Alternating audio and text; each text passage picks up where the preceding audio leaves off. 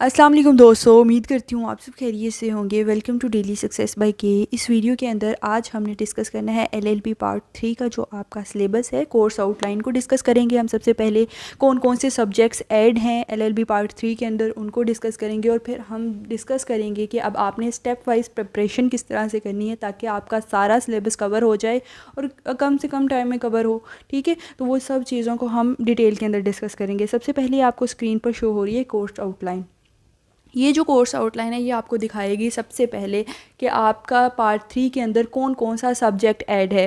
तो आपके पार्ट 3 में टोटल 6 सब्जेक्ट ऐड होंगे सबसे, और हर सब्जेक्ट के जो मार्क्स होंगे वो 100 होंगे। तो कुल मिला के आपका 600 नंबर का ये पेपर होगा, और हर पेपर जो है वो आपका 100 मार्क्स का होगा। अब आपने इन 6 सब्जेक्ट्स की तैयारी किस तरह से करनी है, अब हम उसको डिस्कस करते हैं, और स्टेप वाइज आपने किस तरह से प्रिपरेशन करनी है वो देखते हैं।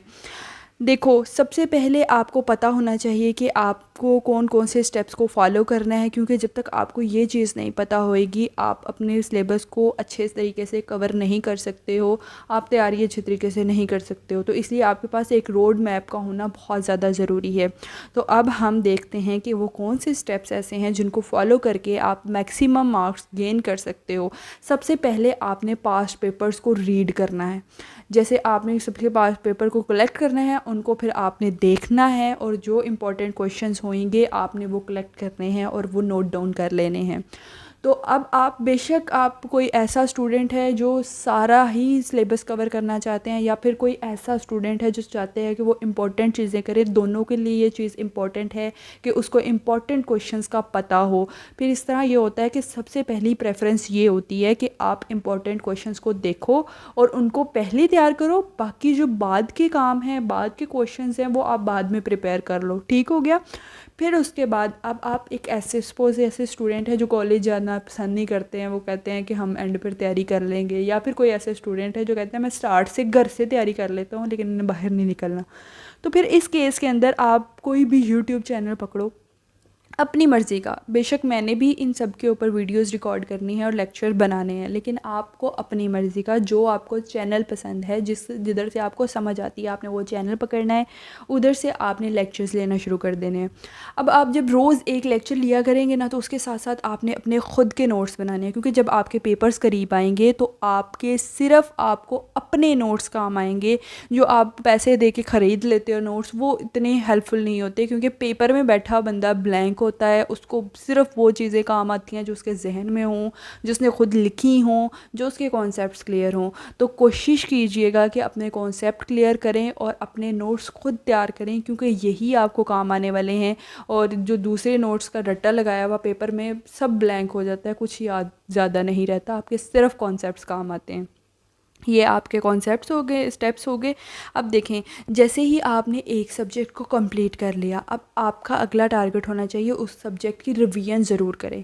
ठीक है, आपने फॉर एग्जांपल एक सब्जेक्ट जो है वो पकड़ लिया, कॉन्स्टिट्यूशनल लॉ, आपने वो कंप्लीट कर लिया, तो उसको आप अपनी मेंटालिटी, अपनी इंटेलेक्चुअल एबिलिटी की बेस के ऊपर आपने रिवीजन के दिन डिसाइड कर रहे हैं। ठीक है, कि अगर आप फॉर एग्जांपल एक हफ़्ते के अंदर आपको लगता है कि मैं 2 हफ़्ते दूं, या आपको लगता है कि मैं 1 हफ़्ते के अंदर ही कर सकता हूं, तो अपनी इंटेलेक्चुअल एबिलिटी के अकॉर्डिंग आपने दिन डिसाइड करने हैं, और फिर उन दिनों के अंदर आपने रिवीजन करनी है। फिर उसके बाद आपने अगला सब्जेक्ट पकड़ना है। एंड इफ़ इन केस अगर आप ये वीडियो मेरी देख रहे हैं पेपर के बिल्कुल करीब आके 1 महीना पहले देख रहे हैं, तो फिर आप इन्हीं स्टेप्स को फॉलो आपने करना है, और आपने बस जो रिवीजन के डेज़ होंगे और जो लेक्चर्स को थोड़े दिनों के अंदर कवर करने के दिन होंगे, वो आपने अपने डेज़ को कम कर देना है, और फिर उसके अकॉर्डिंगली आपने अपनी प्रिपरेशन जो है वो तैयार करनी है। अब देखो, मैं इन्हीं सब लेक्चर्स के ऊपर सारे नोट्स भी आपको प्रोवाइड करूँगी। हर बुक के ऊपर जो है वो अलग से प्लेलिस्ट तैयार होगी, सारे वीडियोस होंगे, लेक्चर्स होंगे, नोट्स भी होंगे, आपको हर चीज़ प्रोवाइड की जाएगी इंशाल्लाह।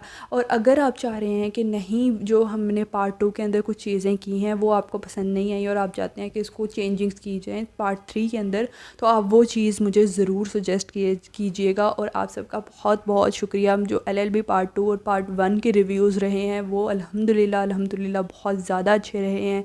किसी ने कोई बुरा कमेंट नहीं किया, और सब तमीज़ के दायरे में रह के आप लोगों ने मेरी हौसला अफजाई की है। जो भी ज़ाहिर है मैं वीडियोस बना रही हूँ वो सब आपके लिए हैं। तो लिहाजा अगर आप कोई वीडियोस के अंदर, लेक्चर्स के अंदर, नोट्स के अंदर किसी तरह की कोई चेंजिंग्स चाह रहे हैं तो आप मुझे बता सकते हैं।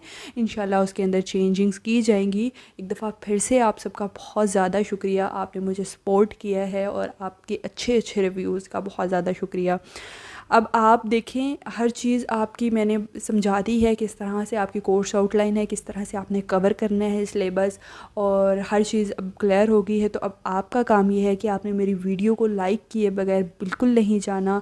मेरी वीडियो को अपने दोस्तों के साथ शेयर करें, अपने ग्रुप्स के अंदर शेयर करें, और कमेंट के थ्रू ज़रूर मुझे बताएं कि अगर आप कोई चेंजिंग चाहते हैं तो आप मुझे बता सकते हैं।